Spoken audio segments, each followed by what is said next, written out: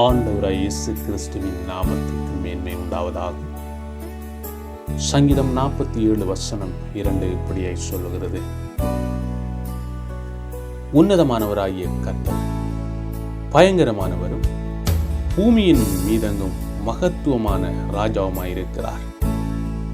ஜனங்களை தமக்கு வசப்படுத்தி ஜாதிகளை தம்முடைய பாதங்களுக்கு கீழ்ப்படுத்துவார். அன்பான ஜனமே, கர்த்தர் பூமி அனைத்துக்கும் ராஜாவாயிருக்கிறார்.